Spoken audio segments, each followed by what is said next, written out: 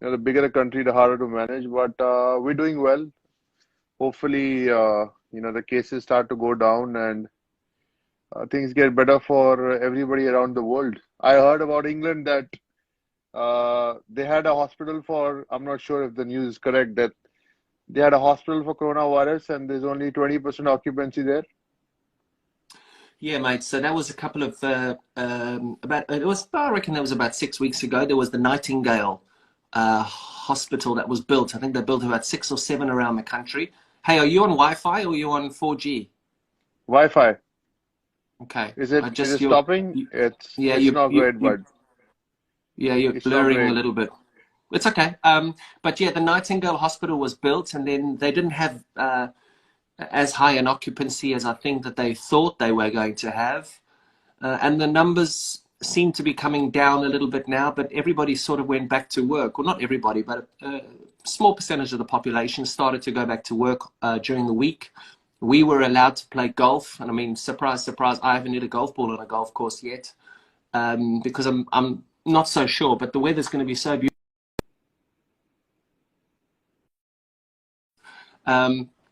I might actually hit a golf ball, but yeah, it's not been great, buddy. There's been death after death here. I don't think it's been handled as good.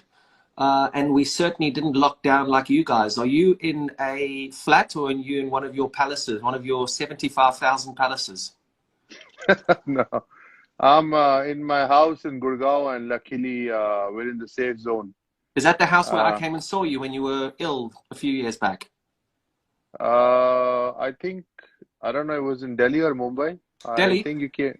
Delhi? Yeah, no, that was the old house. I moved to a new house. So yeah, but we are in safe zone.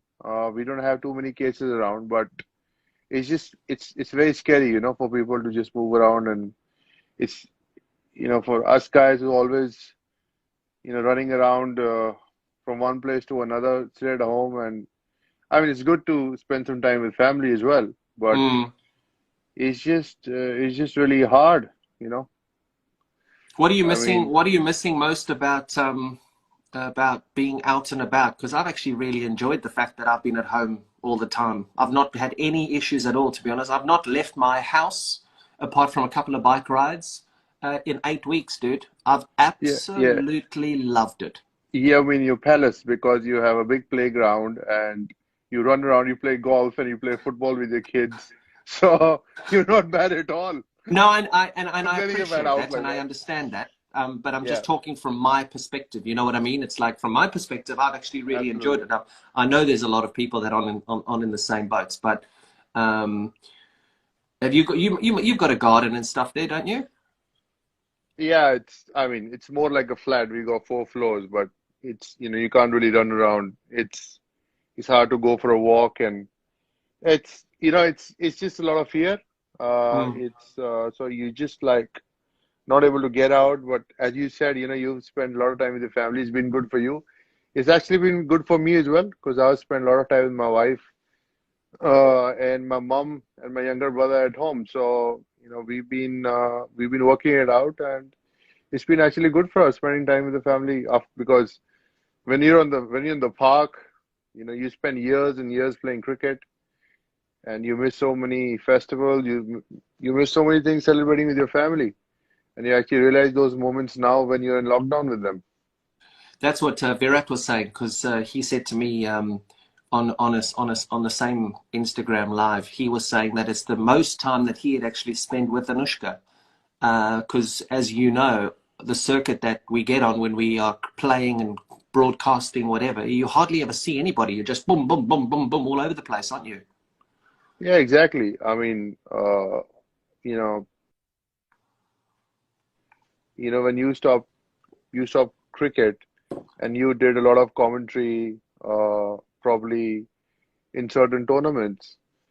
And when I see my senior cricketers like Rahul, Saurav, and Viru and Lakshman doing commentary all the time, I was like, I don't get it. You've been on the park for 15, 70 years international cricket. Then you played 10, 6, 7 years of junior cricket, and now people are again on the park commentating the whole day, sitting in a test match, especially.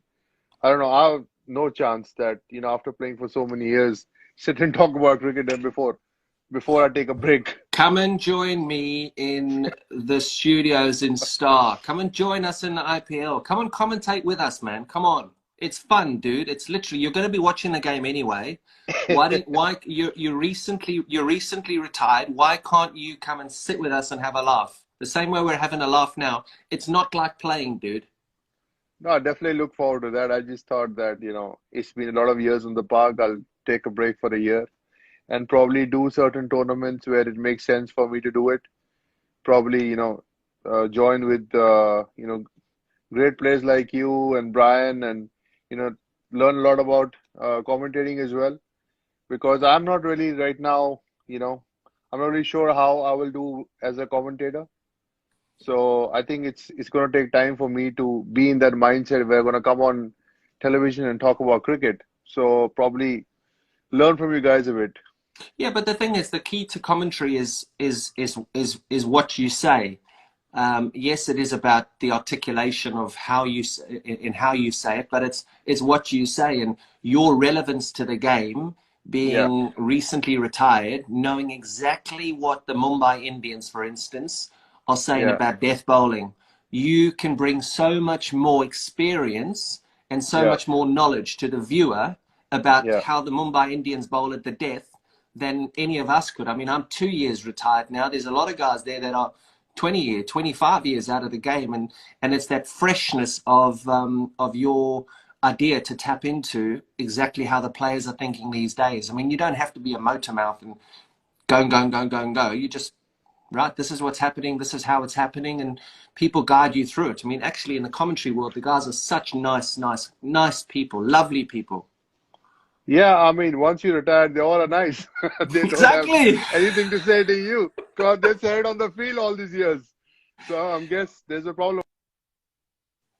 Yeah. So yeah, I understand what you're saying. I understand, experience would be great, but I just thought I'll take some time off from the game Yeah. and spend some, time with my family and hopefully become a father and then probably come back on the park.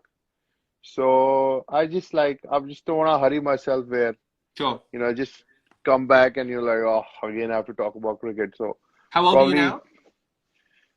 you don't want to ask that once somebody's retired. I'm 38. Yeah, I'm 40 next month. Yeah, I mean, it's one day you're gonna be 100, I'm gonna be 98, so we're gonna look the same. Yeah, yeah. I'll get to my 100 before you, like I always did. Oh yeah, you got too many of them, bro. You got too many. Yeah, because I wasn't facing your rubbish as often as often as you wanted to bowl to me. Oh Listen, yes. a Yeah. part of your email address was once upon a time it had pie chucker in it, didn't it?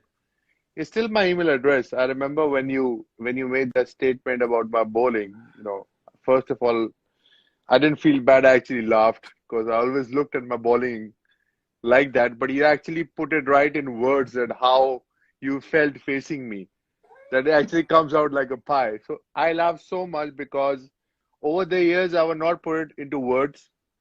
And I was like, everybody said, "Oh, you bowl really well." I said, "No, I'm a part-time bowler." And when you put my name as Pai Chaka, I'm like, "Yes, that is what my bowling is." And exactly, I made an email of, I won't say the email live on Instagram, but I still have the Pai Chaka email, and all my friends mail me on the same address, so I still have it. It's my favorite email address. Really? Yes, How cool's that? it is. I think it's a lot of my friends. Every time I meet them, they call me, "Hey, Pai Chaka, what's up?" I mean that So that's that's a it's a pretty cool thing. But I mean, did you run in bowling to me thinking, I'm gonna just knock him over. Any ball now, I'm gonna knock him over. the other thing is that when you know somebody hits your bowling, they don't want to get out to you. Yeah. And in that Yeah. fear, even if they want to hit you, they block you. So I know you were like, I'm gonna hit this guy out of the park, but now we I three can't down. I get better out to like him. I can't get out to it. So I think that was more of the fun. And I think we played against India just after we had played against Bangladesh or toured Bangladesh, and every freaking bowler, I think every person who served me room service was a left arm spinner. Every bloke who drove the bus was a left arm spinner. Then we had Shakib Al Hasan, and we had Uh, freaking every single bowler of theirs, apart from one seamer, was a left arm spinner. And then I had to come. So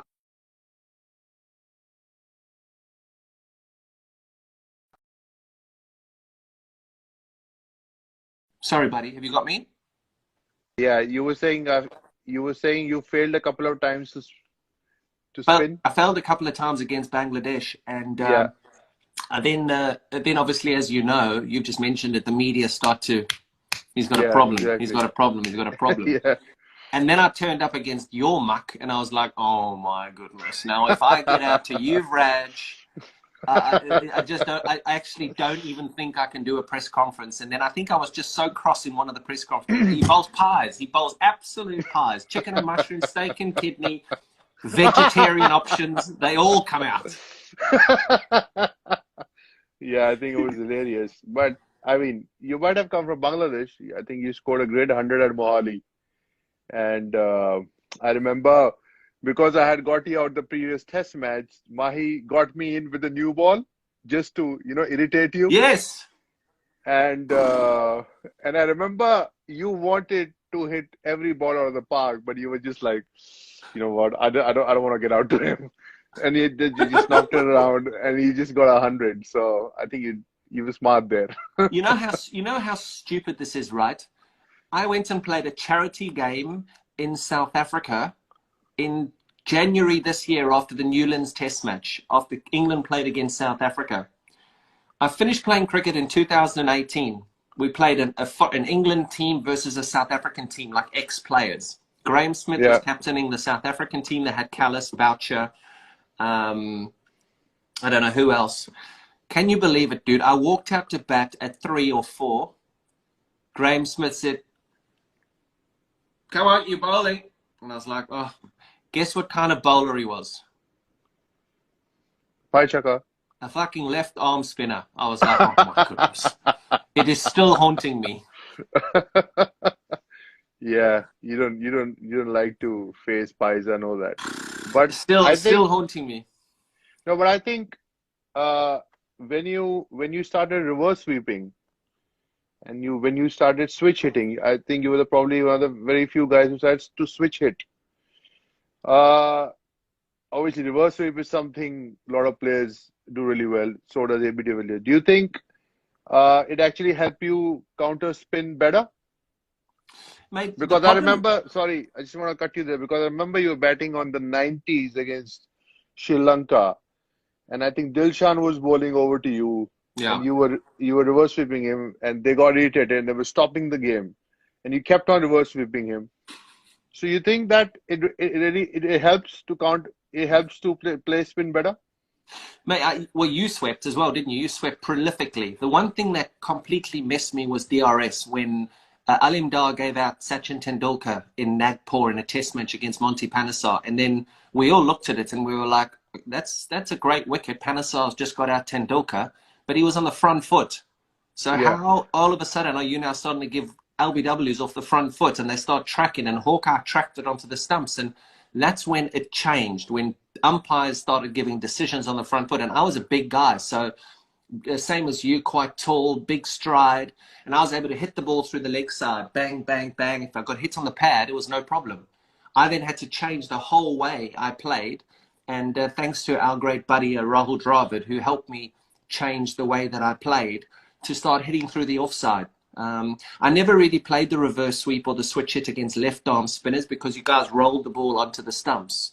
You know what I mean? mm, So you yeah, started you, Vittori, Shakib Al Hasan, um, Doherty from Australia, Paul Harris, South Africa. You guys just rolled it onto the stumps because of DRS. Um, but the off spinners and the leg spinners, then I could have a bit of a ding dong. I wanted to just quickly move on to the toughest time in your career when you conquered cancer. How tough was that for you, mate? how, I mean, I know I came and saw you when you were struggling in Delhi, when we were on that tour. Um, that must have been the lowest moment of your family's life, huh? Yeah, definitely. I think it's something that you can't really always express in words like what the moment was. And unfortunately, the moment came when I was probably in the peak of my career, and we had just won the World Cup. I had to get to play.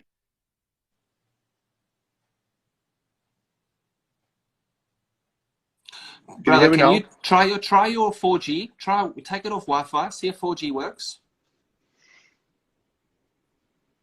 Okay, let's see if this works. There we Can go. you see me? Yeah. So yeah, as I just said, sort of just retired, and I was looking to forward to play test matches because I was 6, 7 years. I was just sitting out, and we had a very strong side, few chances, and then I got diagnosed of cancer at the peak of my career. So it was pretty disappointing. But if you look at the good part, I was young, so I could manage to go through it. But I think family went through a really tough time, Yeah. and my mother was very supportive and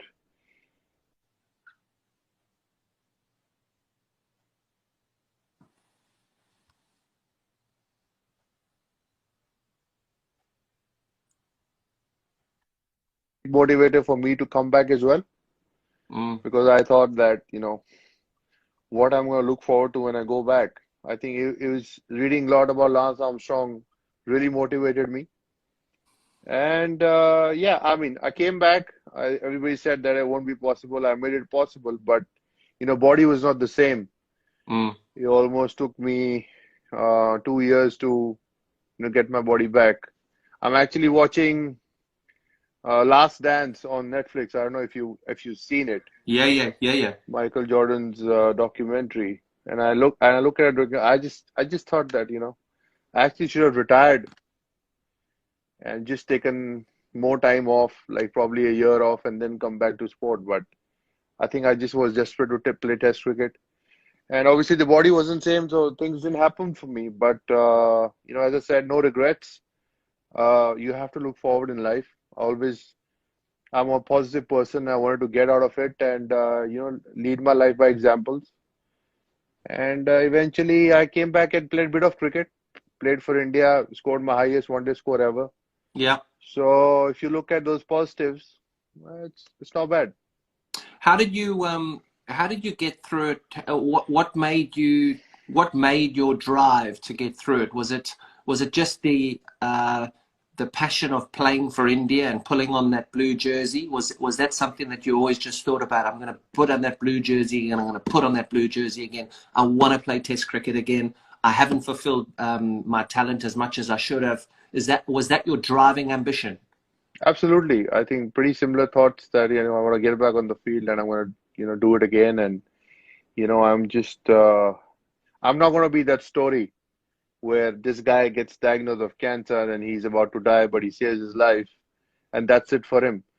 Because I was reading about other players who went through it. I wanted to be somebody like Lance, come back and win in big ways. But obviously, then you read Lance's story and then you understand that, oh, okay, maybe without this won't be possible. So, yeah, I mean, there's still a lot of motivation for me in there, but I just didn't want to be that story where, guys, I'm sick, my body's done, that's it for me, all the best. I was not that guy. I always wanted to, had that challenge of getting up and in tough times, and that's what I've actually learned from cricket. Actually, cricket has made me a better person, and from the ups and downs in my career, I've learned to bounce back. Yeah, and I think the nice positive um, message that has come out of this is the fact that sportsmen can unite, can't they? So it doesn't matter who you played against, when you played against them, in what country they played for. you can still support each other, because I know you got a lot of support from all your players and all your competitors who ever played in for England, the West Indies, Australia, Pakistan. I mean, a life is a life, right? So Exactly. it is a lot more important things out there. Yeah, absolutely. I think people understand that about humanity, that end of the day, we all humans. And Yeah. in times like today, we need to support each other. We need to help Yep. each other. So I Yep. think I had a lot of love and support from all you guys and different players from different countries. And I think it made me feel special. It made me feel that, I've done something good in my life, and probably that's the reason why I have so much of goodwill from a lot of other people. Mm. And move forward in life. I pretty much, everybody in their career uh, has a lesson. It comes at a time where you need to decide what's next. Yep. So I think, like, when you were at the brink of your career, I felt, you were 34, you could have played another 4 years because you went off field being the best.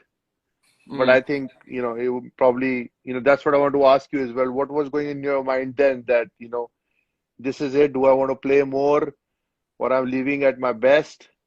So, these are times where you're left alone in your mind where you got to take that decision to move, carry on. Yeah, and it's tough, isn't it? I think people have to understand that sportsmen have emotions the same way as everybody else has emotions. Uh, I think what people don't take or don't take too seriously is how much it affects families Yeah, when players are under pressure. So you talk yeah, about the way your mother helped you through that, and I remember it very well. I remember coming to see you at your home and stuff when you were really struggling, and your mother was there for you. She was your rock. And yeah, what people don't realize is it's very easy to take Yuvraj Singh down or take me down or take whoever down.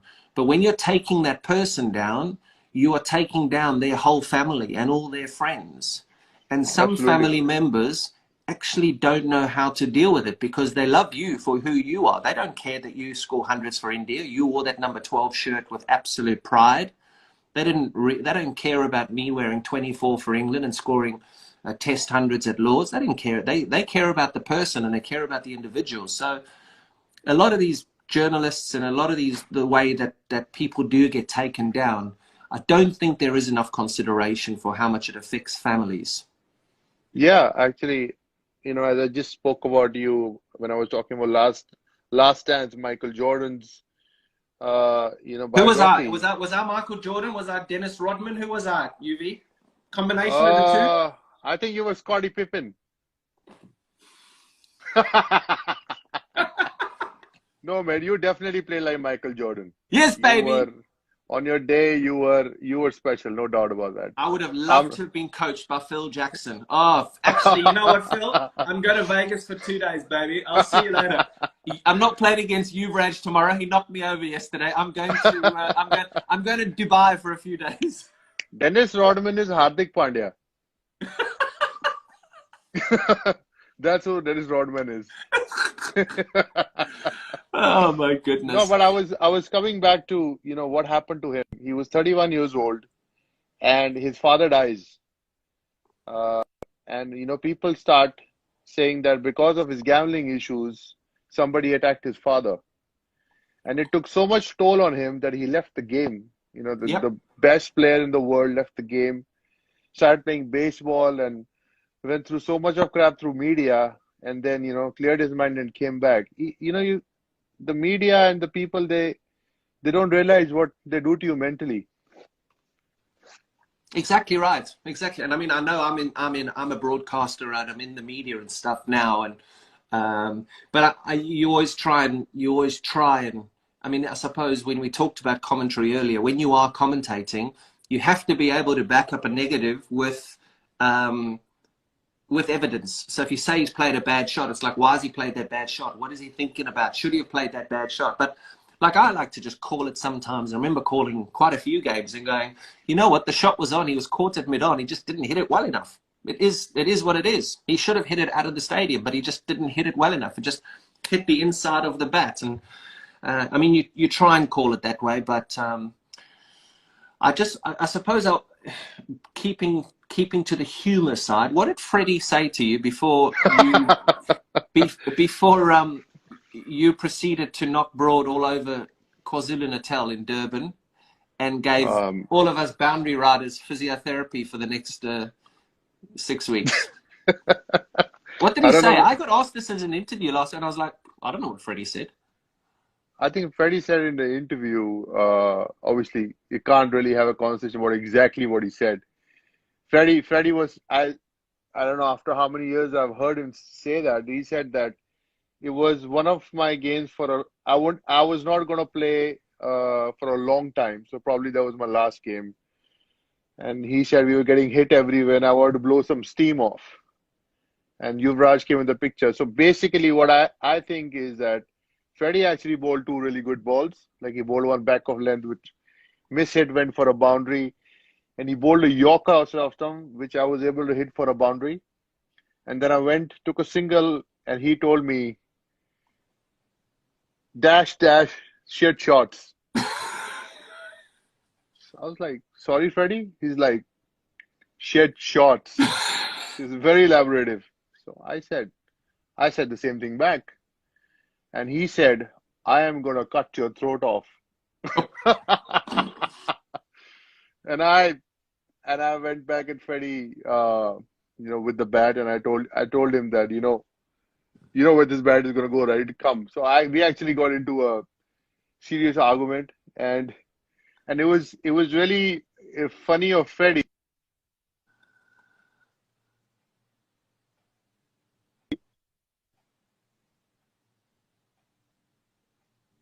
Oh, we're losing you. We're losing you. We're losing you. I'm back. I'm back.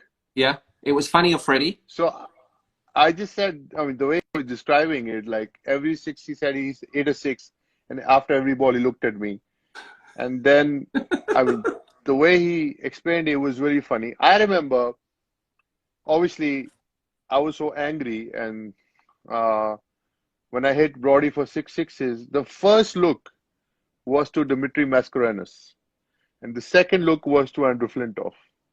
Because I remember Dimitri hitting me for 5 6 in the last of our Oval game. You remember that? At the Oval, So yeah. I was like, the monkey is off my back. I was so happy about that. I mean, Well, hitting six you, sixes. you couldn't look at me because I was on the beachfront just trying to collect the balls, mate. So I was gone. I was out the stadium. I was there down near the hotel on the beachfront where we stayed.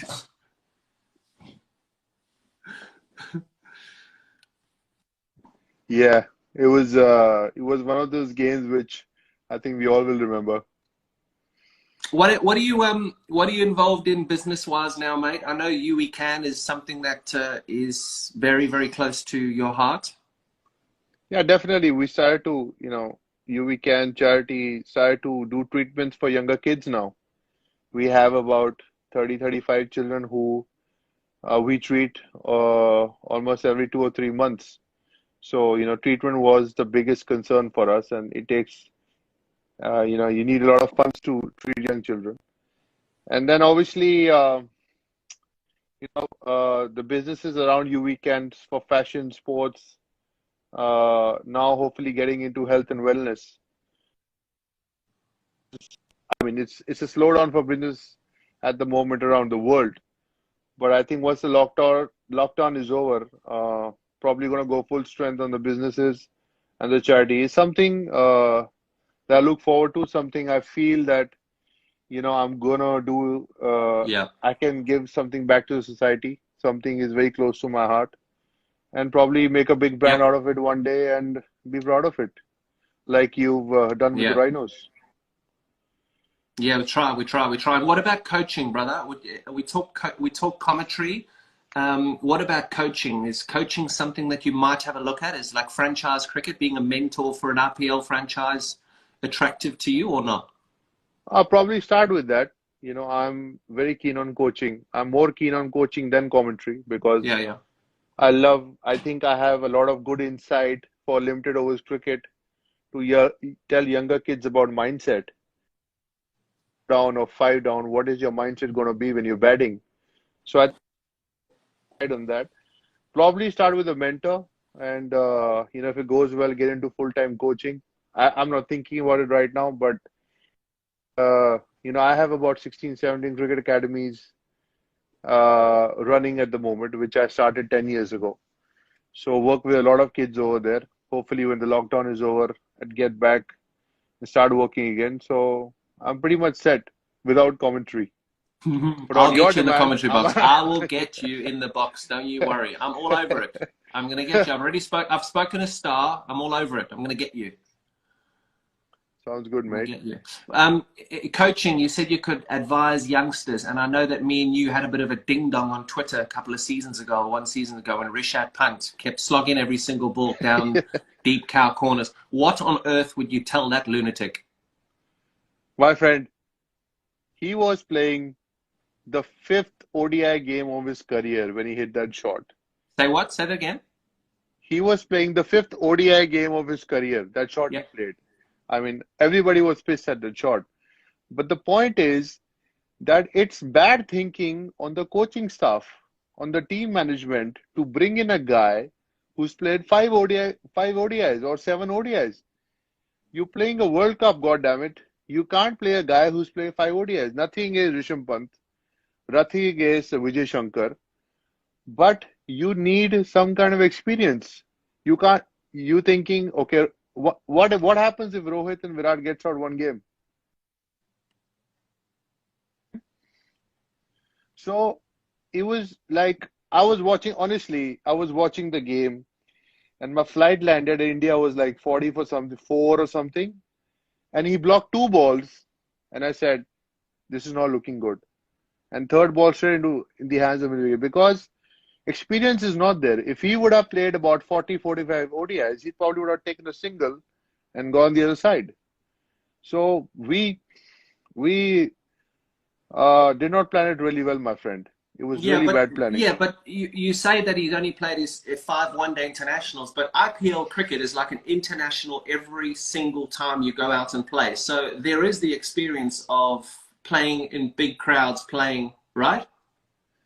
My friend, there is experience of playing big crowds, but when you're playing an IPL for 20 overs, where you have the authority to go big at any time, and then you're playing a 50 over game where you don't have authority to hit it when you can. There are times where you feel like hitting the ball, but you say, no, I'm going to take a single, I'm going to the other end. So the mindset clearly was very different. T20 is Mm, very different for 50 overs. mm, So that was completely not there. If the IPL was 50 overs for last 10 years, and he would have played three IPLs with 100 matches of experience under his belt, he would have, trust me, he would have taken a. mm. So I just feel that, you know, I mean, honestly, the guys played a bad shot. We played a couple of bad shots entirely a career. But Plenty. compare, yeah, but compare yourself when you came in the side playing five ODIs I went and 100. I think I played. I think I will. Yuvraj, quickly. I think I went 100, 100, 100 against South Africa when I came in. no doubt about that. But I'm just saying your mindset after 50 games or 50 Mm. test matches. Yeah, you're a lot more experienced. Yeah, yeah, I remember talking to you about test matches, and you clearly told me that, the best way to bat in test matches is bat session by session. yeah, You know how you need to bat in every session. You said yeah. if the ball is time for you to smack it, smack it. Like I remember your innings at Lords. He was seaming around, and Zach was you're getting the ball away and in, and suddenly after lunchtime you just smacked everyone. So Mm. so I don't think you would have that mindset after playing five test matches. You probably would have learned after a few test matches You how to definitely build your learn. innings. Yeah, So in such a big stage, you need that learning experience. yeah, yeah. No, no, I Absolutely. agree. Experience comes with playing, and I suppose experience comes also with failure. So learning to fail, understanding failure, learning. And I think I mean, from my side, I just see the guy with so much flipping talent. Like the guy is a freak show. Some of the stuff he does is freakish. But when you see somebody who's a freak show and he consistently makes the same mistake, I suppose that's where my frustration came from. Because you were comparing yourself to him. Because you felt in the first five one days you scored 300s. Why can't this guy do it? He's probably not as mentally as sharp as you at that time. It'll probably take him more time to get, Maybe. get with the program. So everybody's different. Yeah. Have So you got a but ponytail? Just seen a I have, reflection there on the back. Oh my I have, goodness, man. what I is don't, going on? I don't have a hairdresser. I probably have to buzz my hair myself. Can you do it What for is me? what is going on, brother? I'm just looking sexy as I get older. You're a fine red wine, aren't you? Oh yeah, man. Have you I am been getting there. training in lockdown or no? No training. I have only been training. Well, how have Only you been been training? training. Eating's I not pro training, but I'm probably doing, honestly, I have not trained so much in my entire career that I've trained the last 2 months. how are you training? Luckily, I have a gym, so doing weight training and cardio one day, weight training one day, stuff like you're doing. So I think in old age, you got to work harder on your body This is so and true. probably telling people out there to stay fit at home. And I think this is the best time to actually get fit because you got nothing to do. You'd rather Yeah. work it on your body and get the best results. Agree. Agree, agree, agree. Brother, it's been amazing. Thank you so much. You are a legend. I love you. You know that. And I think we've been through as much as we could have possibly gone through. Yes, we have, my friend. You've been a great player. You've been a treat to watch. You've been uh, I don't know, probably $1 million when, sometimes when you're on a roll. And we've had a great relationship off the field. The, Yep. the, thou- the number of times you abused me, I've taken with a smile. You had It's to take it with a smile. You could only take it with a smile just because you just kept knocking me over. You were like Muralitharan. He smiled at every batsman because he knew he was going to fucking knock him over every single time he bowled to him. cheers, bro. Love you, brother. You take care. Catch you, mate. See you. Bye. Bye.